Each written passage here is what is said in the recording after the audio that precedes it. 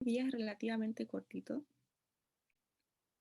porque como se habrán dado cuenta, la mayoría de los exámenes se van dando vuelta en lo mismo, ¿ya? Eh, lo que vamos a ver hoy día corresponde al sistema linfático y pulmón, ¿ya? Pero pulmón pasa más o menos lo mismo que sucedía con hígado, que se acuerdan que yo les decía que era más que nada para evaluar trasplante. Antiguamente tenía otras aplicaciones, pero la verdad es que con el tiempo se fueron dejando un poquito de lado esas otras aplicaciones que llegando a su momento lo vamos a ver, ¿ya? Primero vamos a empezar con linfático, que el linfático tenemos dos grandes grupos de examen, que viene a ser la linfocintigrafía, que es mayormente para ver cuando hay linfedema, y el examen del ganglio centinela, ¿ya? Empezando con la linfocintigrafía, acá tenemos una de extremidades superiores, que no sé si en la cátedra lo habrán visto, porque uno tiende a hacerle más énfasis a las extremidades inferiores, porque es donde comúnmente se presenta el linfedema, que es cuando se engruesa una o ambas extremidades, dependiendo del caso. Que esto igual puede pasar en las extremidades superiores, ¿ya? No, no es exclusivo solo de extremidades inferiores. Es más común sí ver en extremidades inferiores, pero no quita que no suceda en extremidades superiores, ¿ya? Y acá, al igual que en extremidades inferiores, aplica el mismo criterio. Uno inyecta el fármaco, que es el Dextran en este caso, por vía intradérmica, ¿ya? En el caso de los pies, se hacía interdigital en un pliegue entre dos deditos, cualquiera la verdad que a ustedes les parezca más cómodo. Y en la mano es lo mismo.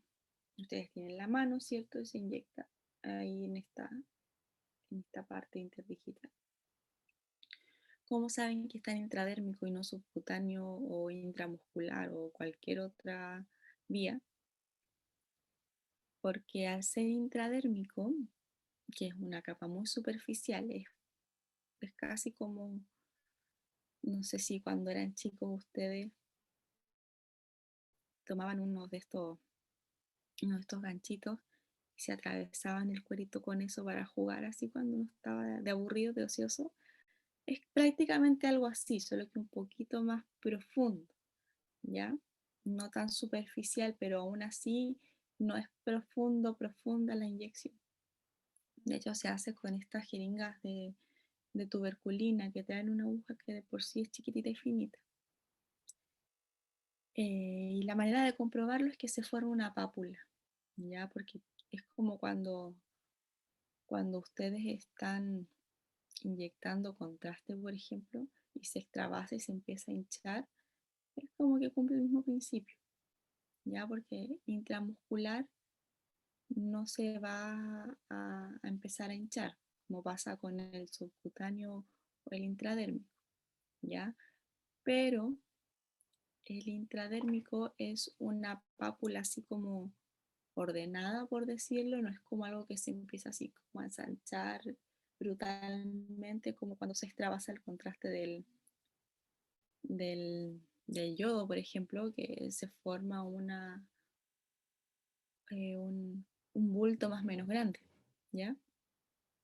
No es una pápula chiquitita que se inyecta un milicurí en cada mano o en cada pie, dependiendo de. Y la idea es ir viendo cómo va ascendiendo el fármaco por la vía linfática, porque al estar de manera intradérmica, eh, no hay como algo que fluya realmente, se quedó ahí atascado. Entonces el sistema linfático es el que tiene que encargarse de drenar eso que está ahí, que no debiese estar ahí, ¿ya? Y de ahí va el fundamento de por qué pasa al sistema linfático. Porque no es que uno funcione justo en un ganglio linfático y se esparza por el sistema linfático, no, no pasa eso. Es que como está ahí el encargado de drenar eso, que está ahí y que molesta, que por cierto duele mucho esa punción, eh, tiene que ser el sistema linfático, ¿ya? Ya es como por eso que después se drena hacia el sistema linfático y uno puede ver los ganglios, las vías linfáticas, ¿ya? Y al ser un fármaco, todo fármaco se supone que se va a metabolizar en el hígado, que es por eso que nosotros al final vemos una imagen del hígado. Y lo que tenemos que evaluar en sistema linfático es, uno, la vía linfática en sí. Las vías me refiero a, por ejemplo, esta que se ve acá, que por lo general tiende a ser una en pacientes ideales, pacientes sanos. Ahora, cuando se obstruyen, el mismo, el mismo sistema linfático, al verse obstruido, genera otra vía anexa para poder seguir drenando como corresponde, porque esa es la función del sistema linfático, depurar al cuerpo. ¿Ya? Entonces, cuando no lo puede hacer, está obstruido, se generan estas vías anexas a la original, que es para compensar el hecho de que una esté obstruida. ¿Ya? Y lo que nosotros tenemos que ver, que esto igual va a influir un poquito en cómo uno funciona, es un ascenso simétrico, como les digo, que hay una misma vía y que nosotros veamos los ganglios aparecer de manera simétrica, cosa que no es lo que sucede acá. Ahora, para que esto se cumpla estrictamente, lo ideal es funcionar las dos manos al mismo tiempo. Si estamos solos, es muy difícil lograr eso, la verdad. A menos que así como uno, por las que uno quisiera dejar acá en esta mano una aguja lista con la jeringa, en la otra igual listo y después uno inyecta las dos al mismo tiempo, pero no sé, no es muy viable esa opción, la verdad. Lo común es que uno inyecte una mano y después se va al tiro a la otra rápidamente y la inyecta. Igual para esto hay que tener un cierto nivel de expertise en punción intradérmica, que no es muy difícil, la verdad, pero normalmente en un servicio de medicina nuclear tiende a haber un tecnólogo que está así como dedicado a eso. Y la otra opción es que sean dos personas, una en un lado, otra en la otra, y dicen ya está listo, sí, sí, ya, pasemos. Para que se pueda ver un ascenso simétrico, que es lo que uno debiese evaluar en este examen. ¿Ya? Y bueno, acá en estas imágenes que vemos nosotros, claramente no hubo un ascenso simétrico. Y acá claramente nosotros vemos que se produjo una obstrucción, ¿cierto? Acá se nota que hay una pequeña vía adicional, que esta probablemente sea del mismo paciente, que no es la principal como esta de acá, ¿cierto? Porque acá igual se alcanza a ver a este nivel un, un ganglio que se ve redondito, podríamos decir que es uno, pero a niveles distales, que es lo mismo que pasa en la pierna, los ganglios no tienden a verse en estas zonas a menos que estén obstruidos, que es por eso que están más grandes, ¿ya? En la parte inferior suelen verse los de la ingle, acá que estamos por la zona de las arterias ilíacas más o menos, ¿ya? No los que están más hacia abajo, si se llegan a ver es porque están obstruidos, ¿ya? Y bueno, acá igual hay una obstrucción más o menos grande, que ya acá se pierde la forma de un ganglio propiamente tal, ¿ya? Y se nota más claramente una doble vía que incluso esta la podemos seguir hasta arriba. Y acá esta misma una sola tiene acá una y hay una bifurcación que se ve otra, ¿ya? Y en esta imagen acá sí vemos la aparición del otro grupo de ganglios. que en todo caso estas imágenes, aunque están muy bonitas, nos muestran los detalles acá de axila, codo, mano y el lado donde hubo la punción, por ejemplo, no nos muestran tiempo. Eso es muy importante, uno tiene que evaluar el tiempo de una versus la otra, por ejemplo, cuánto se demoró en aparecer la otra, cuánto se demora la aparición de captación en hígado, que si ustedes se fijan en condiciones normales es rápido. Uno debiese tener esta hipercaptación de hígado en condiciones normales ideales en 20 minutos, ¿ya? Ahora, si hubo, por ejemplo, un ascenso simétrico y aún así todavía no vemos la captación en hígado, el examen no termina. Uno está obligado a ver la actividad en hígado para terminar el examen. Y actividad como corresponde, así bien marcado, no estas sombras o siluetas que aparecen al principio, ¿ya?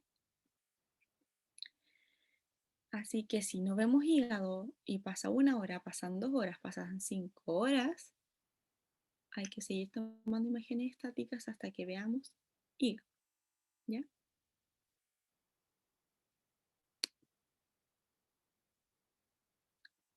Acá lo mismo, bueno, acá nos muestran que hay claramente un enlentecimiento. Y acá dice anterior minutos.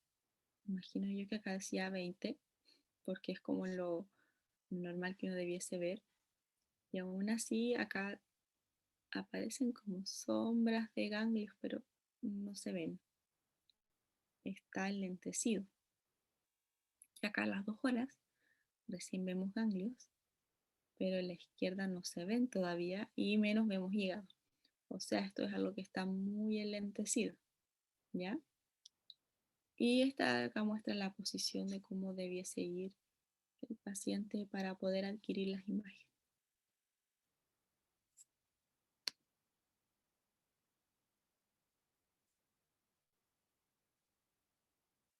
Acá, este de acá abajo, la verdad no entiendo cuántos minutos dice. Les mentiría.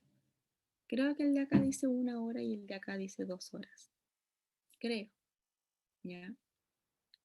Acá el de los minutos, sea cual sea, vemos que hubo un ascenso simétrico y vemos que hay actividad en los ganglios, pero no tanta como acá, por ejemplo. Y que acá ya empieza a aparecer la silueta del hígado. Y en este más tardío, acá en la zona derecha, se alcanza a ver cómo se pierde más o menos la diferenciación entre ganglio y ganglio. Que después se concentra mucho la actividad cuando pasa mucho tiempo y uno ya ve una masa de actividad, así como lo que pasa acá en los pies, ¿ya? Que se pierde y ya no se puede diferenciar bien la definición entre ganglio y ganglio, pero para eso están las anteriores. Si en el fondo las imágenes, o sea, el fin de estas imágenes es empezar a ver la actividad en el hígado. En estricto rigor a este igual le faltaría un poquito más que adquirir, ¿ya? Y acá abajo, en la zona de las piernas, si vemos que acá hay una única vía, después igual como que se notan que hay unas vías accesorias,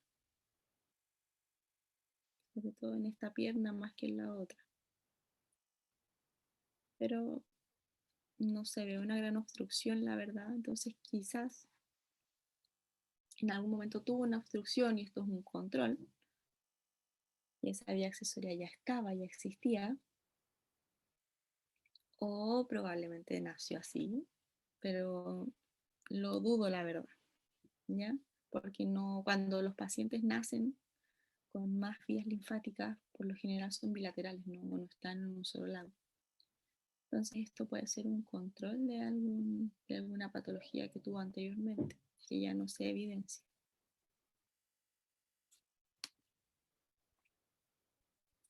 Acá está el patrón normal que les digo, que siempre debiese ser una vía por lado. Y lo que les comentaba que a nivel distal, por lo general no se ven los ganglios linfáticos a menos que estén obstruidos. lo mismo que pasaba en los brazos, ¿ya? Acá arriba sí vemos una concentración de ganglios, que bueno, acá ya se ve una masa propiamente tal, no podemos distinguir realmente uno de otro, a excepción de este de acá, pero de los demás se ve una aglomeración de ganglios, ¿ya? Acá tenemos el patrón de la enfermedad de Milroy, que nosotros vemos que está la captación acá abajo en los pies, pero que no hay ningún tipo de ascenso. Y acá hay un bloqueo más importante, ¿ya? Entonces, cuando ustedes vean este patrón que se ven solamente los pies, no hubo nada más hacia arriba, es enfermedad de Milroy, ¿ya? Acá tenemos un linfedema, pero este linfedema no es un linfedema cualquiera. Como, eh, como saben ustedes, y si no les cuento, el linfedema es cuando hay un aumento de tamaño de una extremidad. Acá si ustedes ven, se pueden ver así como el rollito de los tobillos, de lo inflamado que está. Y si se fijan, la contralateral igual está engrosada, no tanto como esta, pero va para las mismas. ¿Ya? Entonces este síndrome lo que hace es que ambas extremidades inferiores van a sufrir el linfedema, ¿ya? Y si se fijan acá se ve harto tejido blando, como pasa acá también incluso. Mucho tejido blando que normalmente no se ve. Eso es porque todo este tejido blando está edematoso, específicamente linfedematoso, ¿ya? Y lo mismo que sucede acá. Acá si se fijan, tenemos un ganglio que se alcanza a observar, pero no es esto en sí la obstrucción propiamente tal. Acá nosotros igual tenemos un poquito de tejido blando ya marcado, ya vemos el hígado,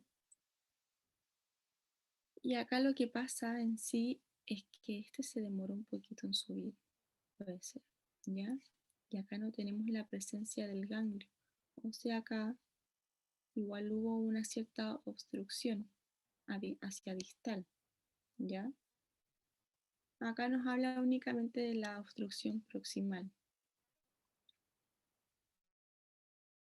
que vendría a ser esta, ¿ya? Porque esta pierna, quizás cuánto tiempo ha pasado de que se adquirió esta, que ya el fármaco se esparció, se diseminó, que ya lo vemos así más tejido blando, ¿ya? No tanto como este que recién empieza a aparecer bien la vía,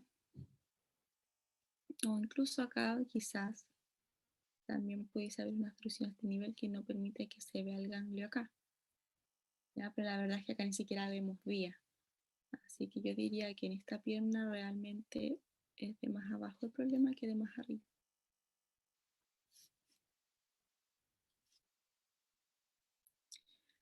Acá tenemos una imagen de lo que les decía de cuando se generan vías accesorias.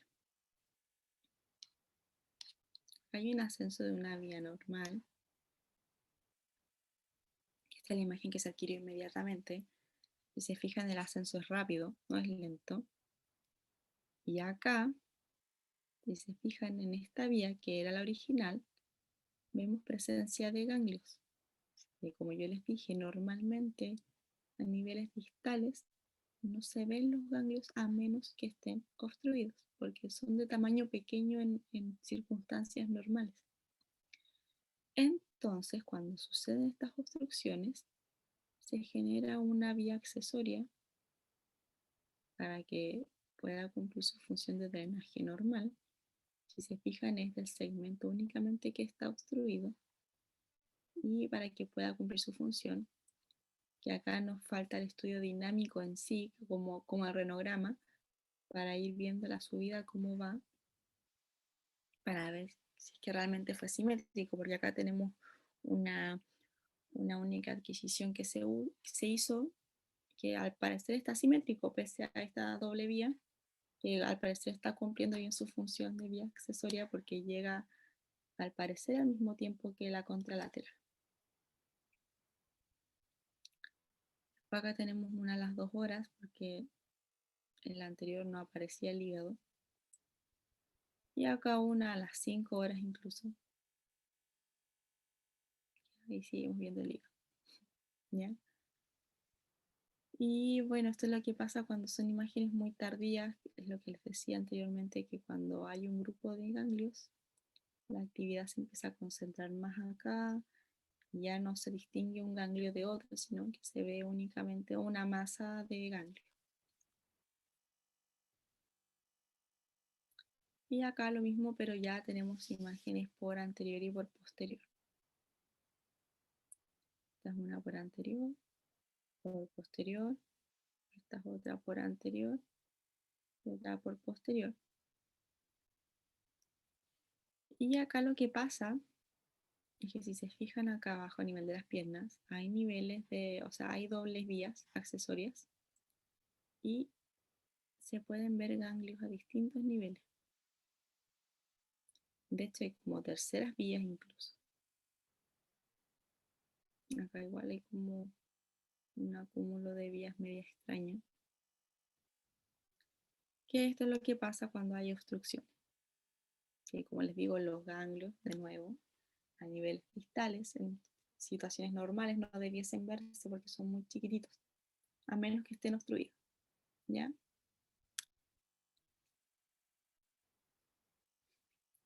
Y acá otro ejemplo de exactamente lo mismo.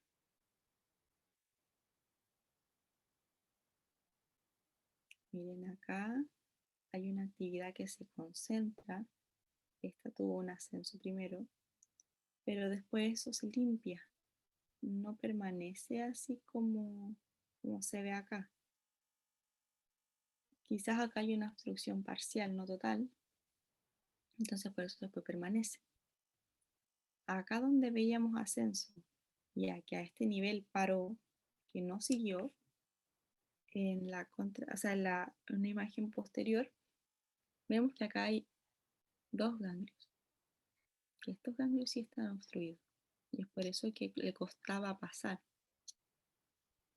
que ya si se fija en imágenes ya más tardías, acá se alcanza a ver el ascenso de la vía propiamente tal.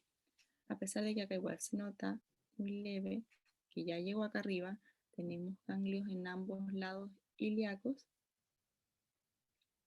Acá podemos distinguir igual un poquito la vía de, del lado derecho. ¿Ya? Y se siguen viendo los ganglios acá. Y si se fijan abajo, incluso ya se empieza a diseminar y ya vemos tejido blando.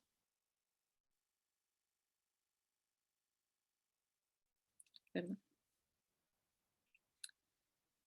Y eso es lo que característicamente ustedes van a ver cuando hay una obstrucción. Ganglios aumentados de tamaño a nivel de donde se produjo principalmente la obstrucción. Es un análisis dinámico cuando vamos viendo el ascenso. ¿Ya?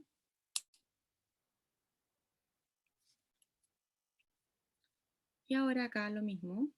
Si se fijan, acá tenemos muchos ganglios visibles, que esto es a nivel de la zona ilíaca, ¿cierto? Y hacia abajo, acá sí tenemos un poquito más de ganglios, a diferencia de, por ejemplo, este que se veía en tres. Algunos más grandes que otros, que eso ya es relativo por cada paciente. Lo que sí acá abajo en las piernas no debiésemos ver, ¿ya? Y al hacer un análisis dinámico, como vemos acá sí hay un estudio dinámico de cuando uno va viendo el ascenso y la llegada, lo que debiésemos, o sea, lo que podemos hacer incluso es obtener unas curvas de una extremidad versus la otra para comparar las cuentas en función del tiempo, que es como lo hacíamos en cualquier estudio dinámico. ¿ya? Igual se puede hacer. No es muy común hacerlo, por lo general basta con el análisis visual mientras esté rotulado, como acá que dice 15 minutos, por ejemplo, 3 horas, una por posterior, ¿ya?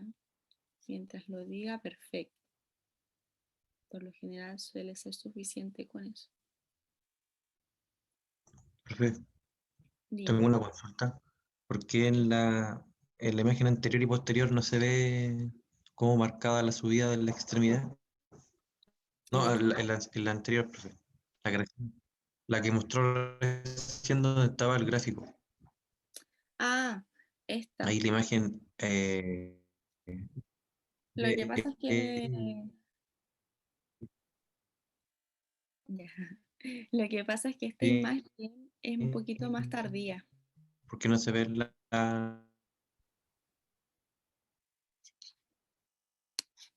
Esta oh, profe, imagen, como les se me digo, cortó. sí, está un poquito lenta ya, pero no te entendí tu idea, así que tranqui. Lo que pasa es que, como les explicaba, al momento de el fármaco sube y después igual se va limpiando, ¿ya? Entonces esto es lo que pasa acá. Si te fijas acá en por anterior, igual se alcanza a ver un poquito de la, y de una sola pierna, no de la otra, pero es normal que con el pasar del tiempo se vaya limpiando igual, que eso también depende de cada paciente, ¿ya? Hay algunos que es más rápido, otros que es más lento, dependiendo igual de la condición, si es que era normal o no, porque la verdad este paciente no se ve como que fuese un paciente anormal. Según este linfograma que se ve acá, hay uno que es más que el otro, sí, es cierto, pero no sé si clasifique dentro de lo patológico, la verdad, no pareciera. Y aprovechando de esta explicación, por anterior siempre se va a notar más que por posterior. Ya, lo mismo acá. ¿Cómo sabemos que está por posterior? Porque acá vemos el hígado y acá lo vemos hacia el otro lado y la porción posterior incluso. Ni siquiera es como que el hígado en sí, como se ve por anterior propiamente tal. ¿Ya? Y por ejemplo acá esta pierna que estaba media fea, que tiene como más vías accesorias, es la misma que vemos acá también. ¿Ya? Por posterior siempre se nota menos que por anterior.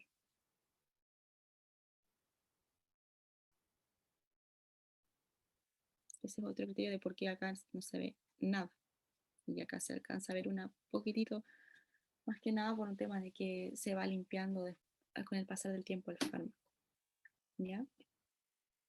Gracias, profe. Acá lo mismo, vemos un ascenso, no vemos el otro, no vemos ganglio, no vemos nada. Y que acá dice que esta fue en 20 minutos. Y después hubo otra que se hizo a las 2 horas, que es esta. Y acá vemos parcialmente una vía, no se nota tanto. Vemos ganglios acá arriba, perfecto.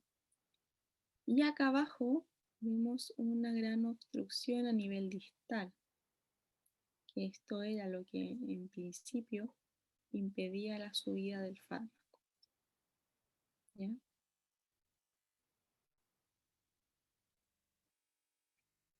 Y ahora sí ya nos vamos a lo que es ganglio centinela. El ganglio centinela, por definición, es el primer ganglio al que un tumor va a drenar. ¿Ya? Nosotros hacemos estudios de ganglio centinela para cáncer de mama y que la utilidad que tiene ahí es intentar un tratamiento más conservador cuando se puede. Y en el melanoma, ¿ya? ¿Por qué el melanoma? Porque el melanoma en sí es un cáncer muy agresivo, tiende a diseminarse muy rápido y provocar metástasis muy rápido. Entonces, el ganglio centinela en el caso del melanoma lo que va a hacer es, en el fondo, orientar un poquito la decisión terapéutica que se va a tomar con ese paciente. Para cáncer de mama, normalmente se realiza bajo pabellón, cuando se va a hacer la extirpación del tumor y se tiñe el fármaco con el azul de metileno. Por ende se va a ver así, como un color medio azulino, ¿ya? Entonces se va a puncionar el tumor, que acá se muestra una sola punción, pero la verdad es que son 4. Es una acá, uno por acá y por acá.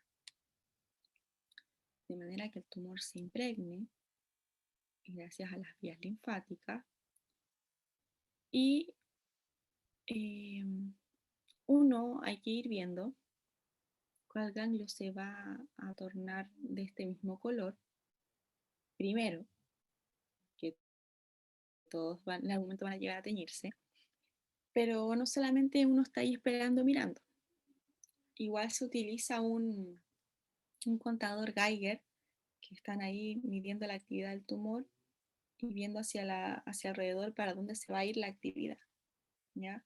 Entonces eso igual ayuda un poquito como a dimensionar más o menos para dónde se va a ir, para ir a ver, enfocar la atención en el ganglio que está de esa dirección, ¿ya? Y la idea es que mientras está en pabellón, ya, se consiguió la tinción del ganglio centinela, se identificó cuál era. Entonces se extirpa el tumor y se extirpa también el ganglio centinela. Entonces estos se mandan a biopsia. Si el ganglio centinela sale negativo, quiere decir que el tumor no se ha ramificado, o sea que el tumor está en sí encapsulado todavía y con haber eliminado el tumor y cierto margen alrededor del tumor por seguridad, eh, está bien.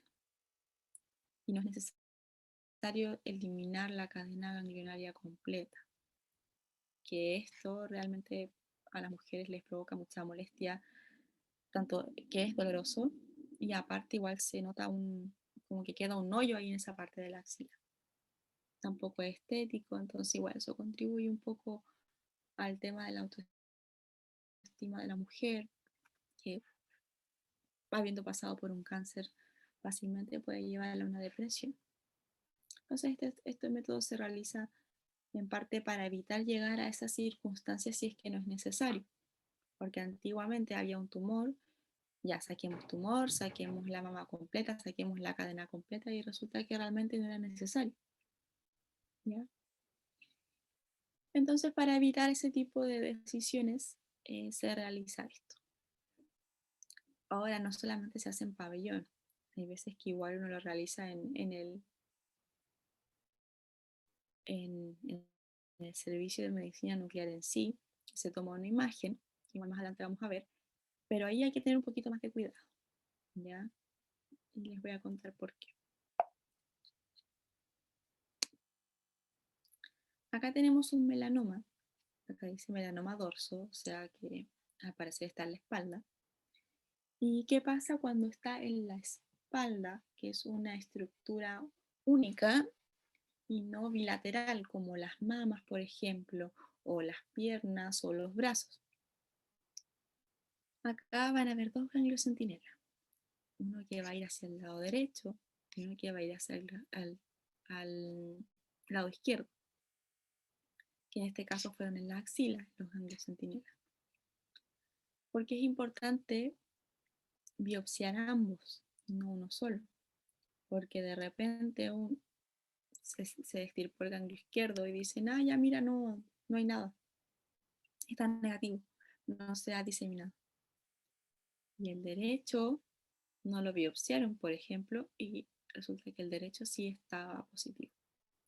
O sea que no sirvió absolutamente de nada haber hecho el examen, porque puede pasar que el tumor esté drenando o se esté metastizando por un lado y no por los dos, ¿ya? Así que por eso es muy importante cuando se tiene una zona que es única, que está en el medio, que puede ir tanto hacia derecha como hacia izquierda, tomar el ganglio centinela de ambos lados, no quedarse con uno solo, ¿ya? Acá está lo que les mostraba de cuando se toman imágenes. Esto es un poquito más complicado de realizar, se hace igual, pero no se prefiere más el tema de cuando se va a pabellón. Tenemos un tumor en la mama, ¿cierto? Y acá tenemos el ganglio centinela. Uno tiene que adquirir la foto, o sea, la imagen, y después se la presenta al médico. Pero, ¿qué pasa si después, al momento que esa paciente va a pabellón, le extirpan el tumor? Si ustedes se fijan, en esta zona que está acá, igual hay como un gran grupo de ganglios en esa zona. Entonces uno anda a saber tú cuál era realmente el ganglio, que puede ser que sea ese probablemente. Igual existen más ganglios en la misma zona. Porque ojo que no necesariamente eh, puede ser este, ¿ya?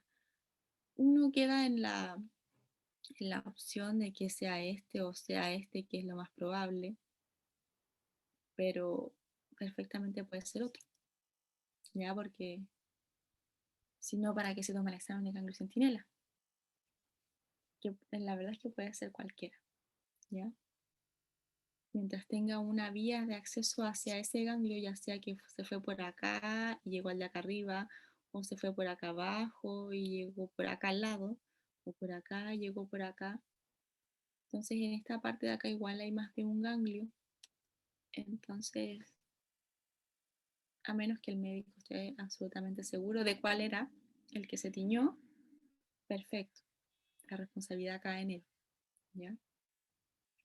Pero es un poquito complicado hacerlo de esta manera. Y además, porque entre que uno está esperando, que esto es un examen súper dinámico en sí, tenía a la paciente acostada, uno la inyectó y empieza a adquirir. Se ve la captación acá y uno está esperando a que aparezca el ganglio centinela para adquirir la imagen al tiro. Porque usted, que si se fijan acá, igual se alcanza a ver cómo empieza a drenar hacia el lado, de repente ustedes vieron y ya se llenó.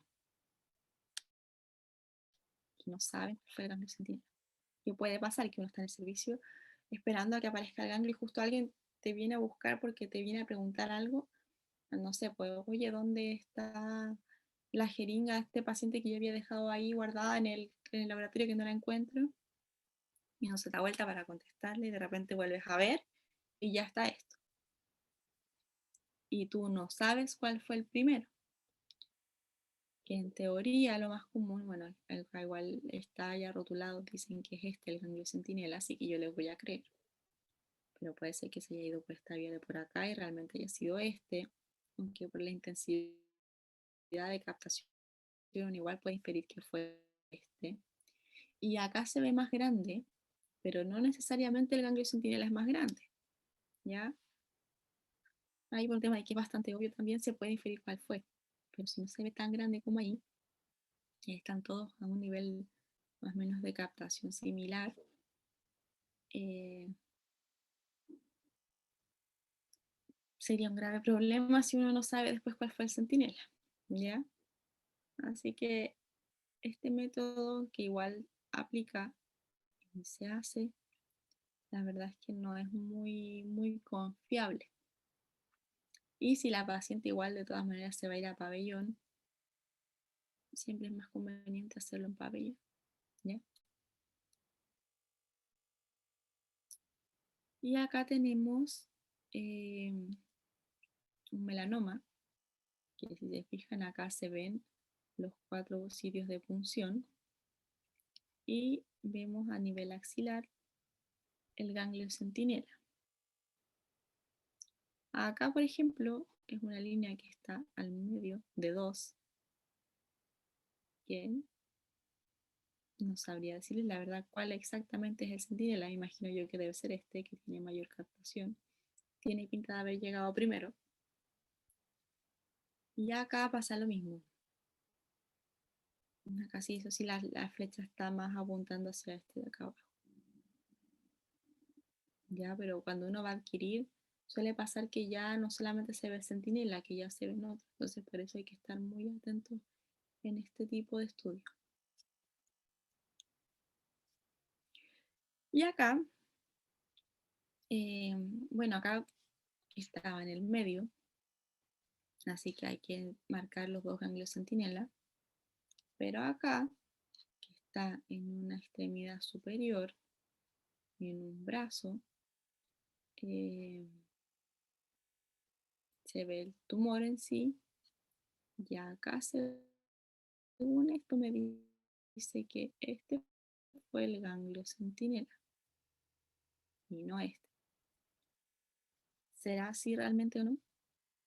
No lo sabemos, pero según lo que dice ahí, yo debiese creer que este es el ganglio centinela. Esto es lo que yo les digo que muchas veces pasa, que no necesariamente el centinela va a ser el que está más próximo al tumor si es que se ven dos. De hecho, es muy posible que este sea el centinela realmente y no este.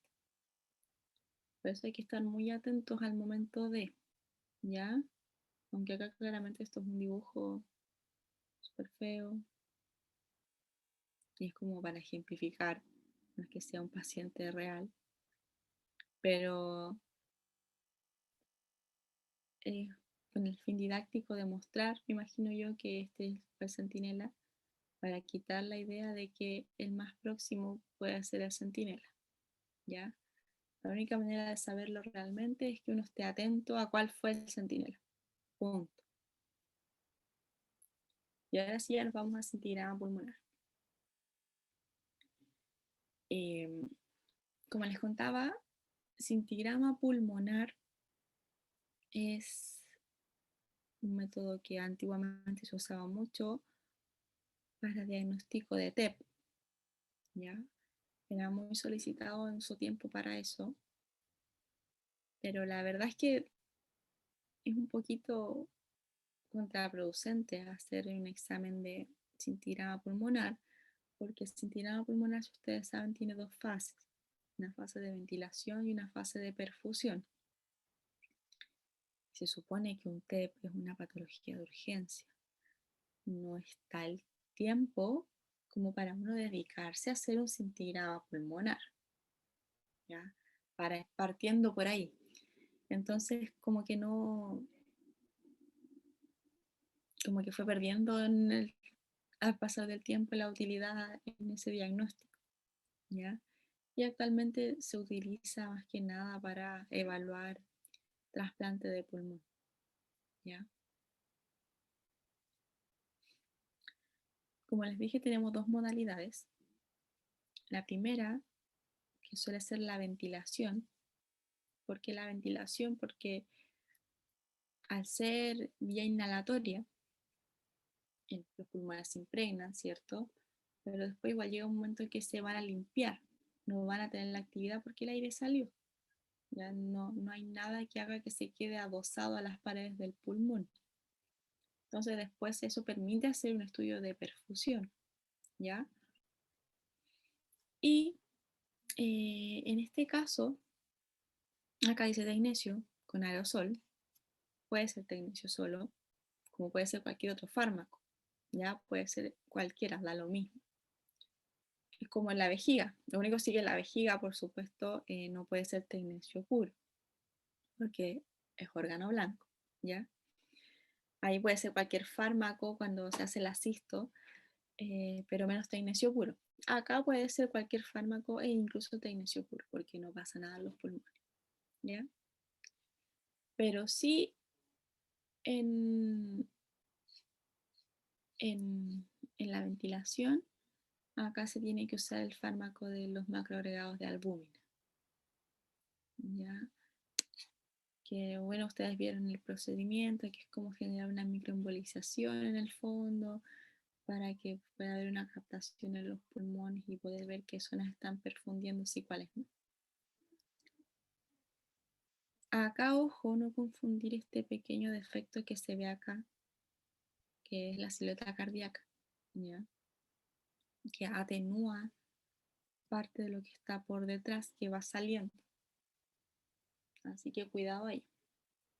Y acá, como se fijan, hay vista por anterior, por posterior, oblicuas anteriores y oblicuas posteriores. Y es por esto mismo que después, más adelante, se decidió que se iba a hacer SPECT en pulmón. Porque la idea acá es buscar defectos de captación, tanto en la ventilación como en la perfusión, que de eso se basaba, de hecho, el examen de TEP.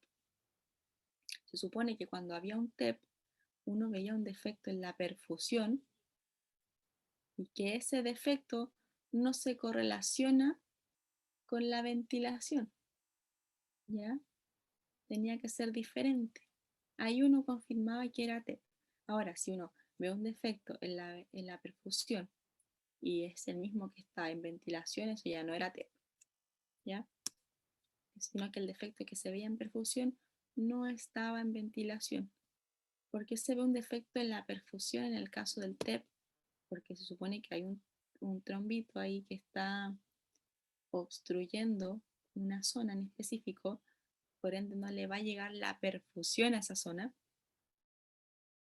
que la ventilación, lógicamente, no, esa zona en sí no le va a importar a la ventilación. Entonces, en teoría, otra zona diferente, que puede ser la que ya esté con compromiso, que no necesariamente puede ser si es que es un TEP en estado temprano, eh, puede estar con defecto de ventilación. Ya en el caso de que ya cuando la oclusión es tanta, que puede llegar a producir cierta isquemia en el tejido, que posteriormente puede llegar a una necrosis, si es que no se trata a tiempo. Eh, Va a haber un defecto de ventilación en cierto punto que lógicamente no debe ser el mismo del trombo, sino que más hacia distal, por decirlo así, más hacia afuera que en el centro donde estaba el vaso que se obstruyó. ¿Ya? Ese es el fundamento del TEP. Pero como les digo, el TEP es una patología de urgencia. No se justifica hacer pasar a un paciente por ventilación, esperar a que se limpie los pulmones para después hacerle perfusión. No, ya, no, como que no pega mucho la cosa. Entonces, por eso ya después se dejó de hacer este examen. Y hoy en día algo el estándar para TEP es el, el escáner con contraste, ¿cierto? Que uno va a ver este es el signo de los rieles del tren. Se supone que adentro donde está el trombo no va a haber una captación, pero el contraste pasa por el lado igualmente, ¿ya? Y eso complementado con el examen de sangre del dímero D, que es el que indica presencia de trombo cuando está aumentado, ¿ya? Acá, por ejemplo, vemos una ventilación, que un tip para diferenciar la ventilación con la perfusión, que al principio puede costar, que la ventilación en sí se ve más moteado, porque es gas que está dentro del pulmón, no es que haya una captación del pulmón propiamente tal, ¿ya? Por eso la perfusión se ve más bonito, más homogéneo, entre comillas, que la ventilación. Acá, por ejemplo, este examen, si ustedes lo ven, pueden distinguir que es una ventilación porque se ve muy moteado. Y también por el hecho de que ven que va bajando el fármaco por la tráquea. Ya eso es una manera también de distinguirlo. Que el paciente sigue estando inhalando. ¿Ya? Y acá, por ejemplo, que tenemos tanto ventilación como perfusión, el contexto de qué sucede acá, la verdad no lo sabemos. Pero sí vemos que, por ejemplo, acá se ve un pulmón perfectamente completo, acá igual, y acá se ve solamente un lóbulo superior del pulmón izquierdo, perdón, derecho. Entonces, ¿será que este paciente tuvieron que sacarle los otros lóbulos del pulmón? No lo sabemos, la verdad, porque no dice nada acá al respecto de esto. Pero sí podemos ver que tiene las vistas en diferentes ángulos, oblicuas, acá incluso las del centro son laterales. Acá hay un defecto de la ventilación que, si se fijan, se correlaciona con el de la perfusión. Entonces esto no puede ser TEP, ¿ya? Y acá en el lateral de ese pulmón efectivamente se ve. Y tiene una forma de una línea que quizás esto puede corresponder a una cicatriz de fibrosis, por ejemplo, ¿ya? Y que eso igual pudiese de repente explicar por qué al paciente le faltan segmentos de su otro pulmón. Quizás un pulmón con una fibrosis muy avanzada, tuvieron que sacárselo y dejarle la capacidad ventilatoria que realmente le quedaba funcional, porque lo otro, en verdad, más que ayudar, produce complicaciones, porque al estar tejido fibrótico, un tejido que no se puede expandir, y mientras que se espera trasplante, por ejemplo, un paciente puede sobrevivir con un pulmón y con un poquito del otro. Por supuesto que este paciente tiene que ser oxígeno dependiente, ¿ya? No es tampoco que vaya así por la vida normal y pueda hacer todo normal, no. De hecho, un paciente así tiene que estar con oxígeno. Incluso antes de sacarle segmentos pulmonares, por el hecho de estar con fibrosis, son pacientes que son oxígeno dependientes. Ya, para que no crean que este paciente va normal por la vida, no. Y acá otro ejemplo que les mostraba, que si se fijan, la ventilación es mucho más feita que la perfusión, es más moteada. Aquí acá por posterior se ve un defecto que se correlaciona el mismo defecto con la perfusión. Por ende, esto tampoco sería TEP, ¿ya? Y acá tiene el nombre del cintigrama BQ, porque la verdad es que el cintigrama pulmonar se le llama BQ. De hecho, en las listas, cuando uno tiene la planificación de exámenes del día, aparece BQ, no aparece cintigrama pulmonar. La B de ventilación y la Q, la verdad no tengo idea de por qué. Ayer les decía a sus compañeros que en algún momento lo pregunté, porque igual yo dije, ¿por qué Q? La verdad es que no recuerdo la explicación del por qué, ¿ya? Pero sí, BQ es la ventilación perfusión. Acá se muestra la ventilación en primer lugar, que se ve bastante homogéneo. Y acá ya se ve las oblicuas, posterior izquierda, posterior derecha. Y después vemos cómo se empieza a limpiar la actividad en sí, que acá le llaman el equilibrio, que es cuando ya baja la actividad, se limpia por completo, y una vez que eso se consigue, se procede a hacer la perfusión. ¿Y por qué va la ventilación primero y no la perfusión? Porque la perfusión se demora un poquito más en limpiarse la actividad cuando ya está inyectado que la ventilación, ¿ya? Así que por eso siempre va primero la ventilación y después la perfusión. Y si se fijan en la perfusión, se ven bastantes defectos. Ya no tenemos un contexto clínico de qué pasa acá, porque por ejemplo en la ventilación no se veían esos defectos. O sea que quiere decir que la ventilación está bien, no es por dentro el problema, sino que es de las cavidades que perfunden propiamente tal, ¿ya?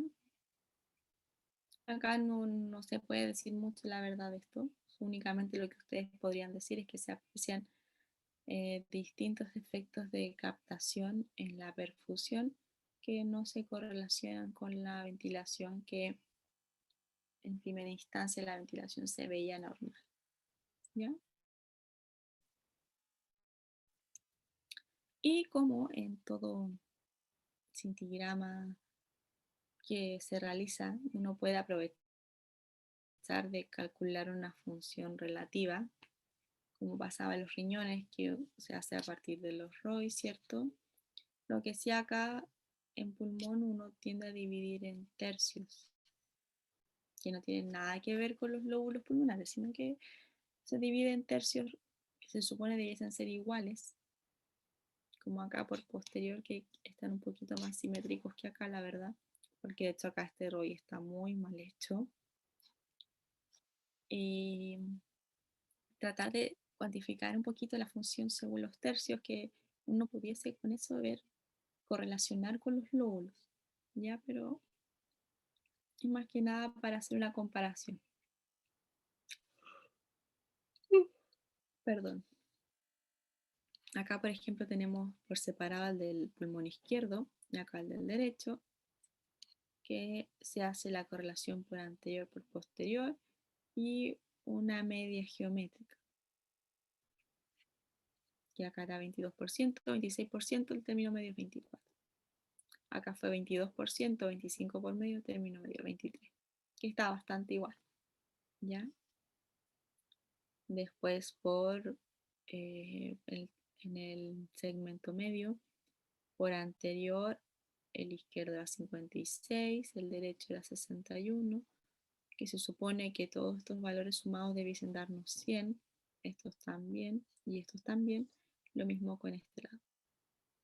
Entonces acá uno puede tener ciertas ideas de qué pasa, por ejemplo, en el segmento medio que se hizo la medición está más concentrada la actividad en el pulmón derecho que en el izquierdo. En la zona superior, más en el izquierdo que en el derecho. Y en el fondo, ya lo último de abajo, más en el izquierdo que en el derecho. Es como para hacer una correlación en el fondo, pero no es muy correcto, la verdad, porque para empezar, los rollos están hechos pésimos, ¿ya? Y la segmentación tampoco está, por ejemplo, de lo que hay acá hasta acá, no es lo mismo que hay de acá hasta acá tampoco. Entonces no está como muy fiable esta información, la verdad. ¿Ya? Pero lo que sí tienen que saber es que se hace con la fase de perfusión, ya no con la ventilación. Esto es para comprobar la función en el fondo de los pulmones.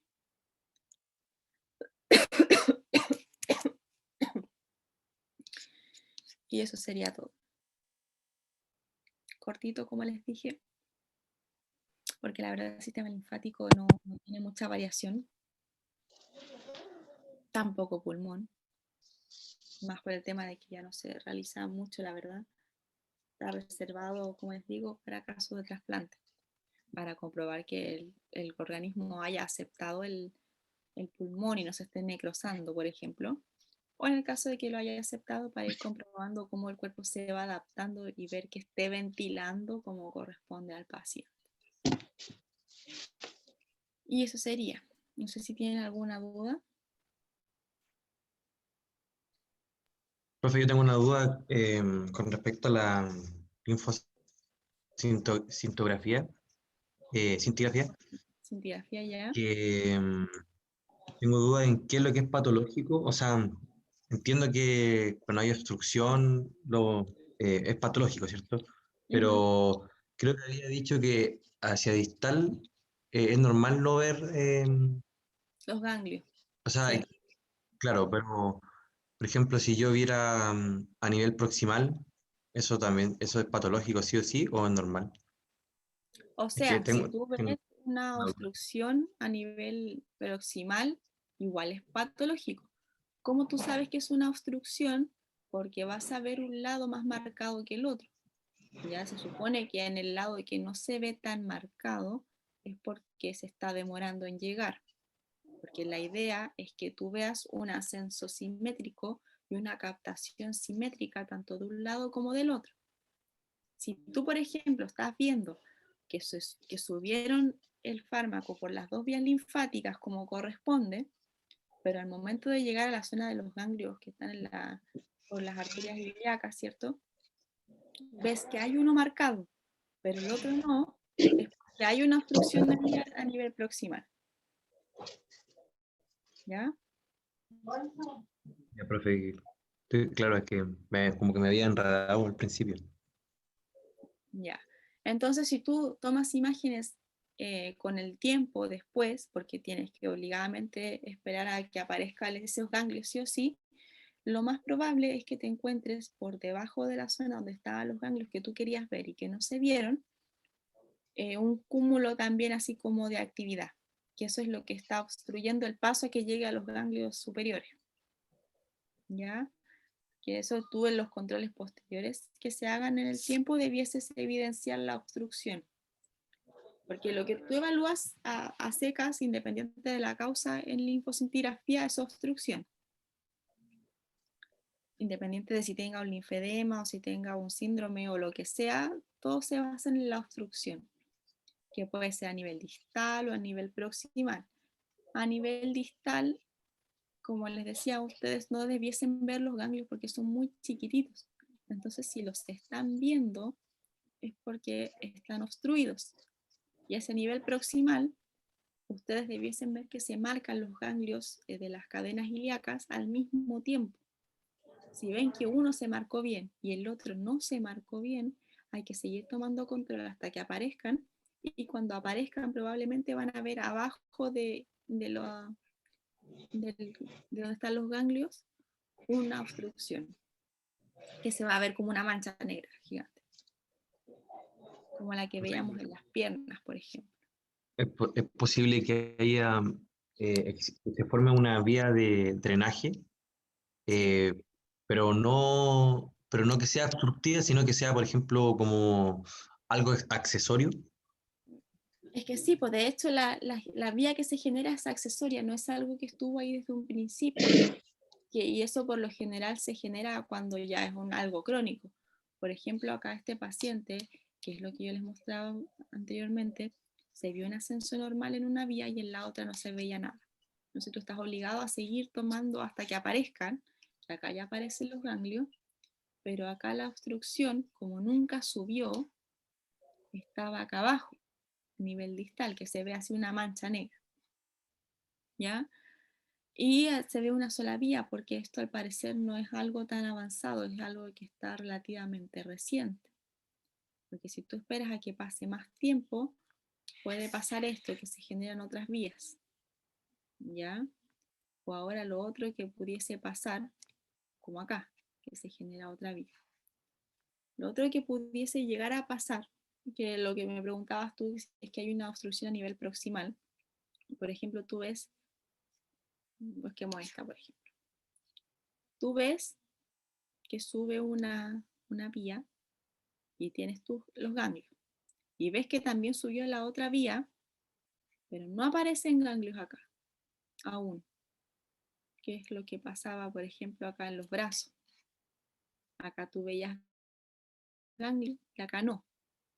Entonces hay algo que está obstruyendo acá que impide que lleguen acá arriba, que en este caso es esta zona de acá, que se ve así una grandes manchas negras en comparación con el otro lado, que acá está a nivel de la obstrucción y que por eso se demoró en llegar, pero finalmente igual llega.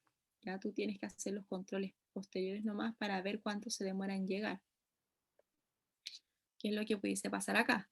Tú ves que acá llegó, pero algo sucede acá que no... O sea, acá, por ejemplo, que si esto no se ve y tú sí ves esto, es porque hasta ahí llegó y hay algo que está bloqueando el paso para que tú veas los ganglios. Que si tú sigues haciendo controles posteriores, ya evidenciarías lo que está bloqueando el paso, en caso de que no se vea al principio. ¿Ya? Que es como lo que pasaba acá, cuando hay una obstrucción a nivel proximal, que tú efectivamente ves subida del fármaco, pero que llega un momento en que para y que no evidencias el, los ganglios que debieses ver, y ya la zona linfática que está bien se empieza a diseminar hacia tejido blando y todavía no ves el paso hacia arriba. ¿Ya? Ahora sí quedó un poquito más claro, ¿no? Sí, profe, ahora sí. Muchas gracias. Ya. ¿Alguna otra duda? Profe, yo ¿Mm? le quería consultar con respecto a a lo del ganglio centinela, que cómo se hace para como funcionar justo en donde está el tumor. Eso como mediante guía de imágenes nomás. No, de hecho esto se hace en tumores que son palpables o visibles, ¿ya? Y es súper incómodo. De hecho, eso debiese hacerlo el médico nuclear, no el tecnólogo. Pero hay veces que el médico nuclear está ocupado y que tiene que hacerlo el tecnólogo igual, y que pasa lo mismo que pasaba con la linfocintigrafía.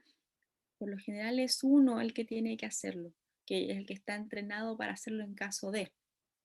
Y cuando ese no está, tiene que ir otro que le siga en la cadena y así como que prepararse mentalmente para hacerlo, porque tú lo que tienes que hacer es, si ves el tumor, en caso de que sea un tumor grotesco feo, tú lo delimitas y lógicamente no vas a pinchar el tumor en sí.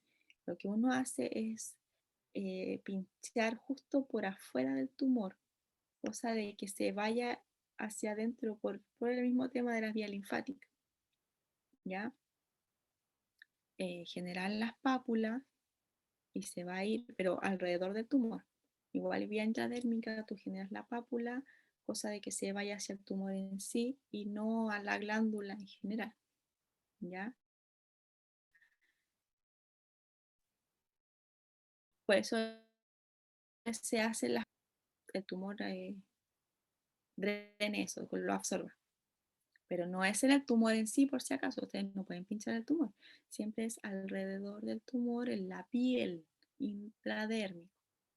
Y que como es un procedimiento tan delicado, por eso debes hacerlo el médico nuclear y no el tecnólogo. Ya, profe, gracias. ¿Y qué pasa con el caso de que sea un tumor no palpable? ¿No se hace este tipo de examen? Ahí se justifica hacerlo bajo pabellón, igual, ¿ya? Ah, ya, ya. Que como te digo, es lo más común hacerlo en el caso de tumor de mama en pabellón. No se elige tanto la otra manera porque una no es tan confiable porque la diseminación linfática es muy rápida y dos, porque por eso, porque no todos los tumores van a ser feos, grotescos y los van a ver. Hay unos que incluso no son palpables, entonces ahí ya hay que hacerlo sí o sí en pabellón, ¿no? Bien, profe, gracias. ¿Alguna otra duda?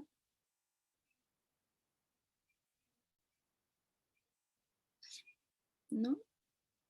Ya.